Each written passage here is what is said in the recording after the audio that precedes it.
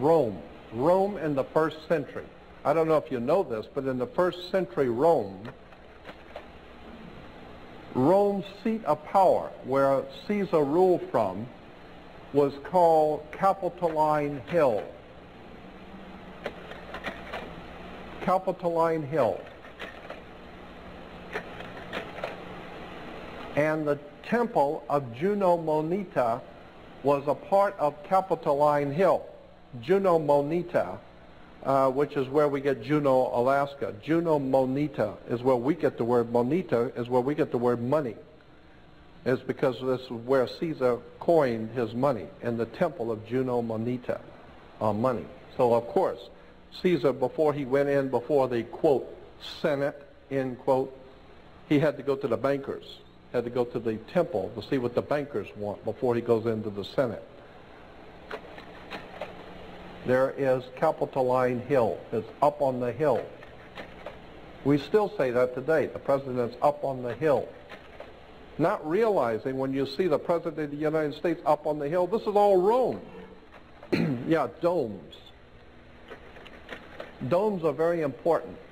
The word dome comes from the Latin word domus. Domus gives us domesticated, dominate, Dominican Republic, domineering, domus. Domus meaning the presence of the divine. Domus. The presence of God, the presence of divine. Domus. And you'll find domes everywhere. Churches have domes. Religious buildings incorporate a dome. The Vatican, dome. St. Peter's, domus. So Jesus is giving the keys to Peter for him to rule through the domus. Now why is this important? It's because, in point of fact, the United States government has the same identical dome as the one in Vatican.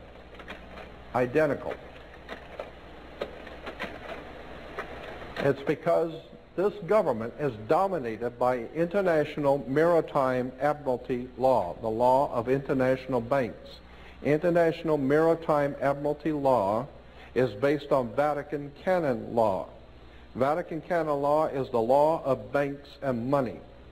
And consequently, that's why the Pope has a Swiss guard. Switzerland is the bankers of the world. Consequently, you need to understand what these symbols mean.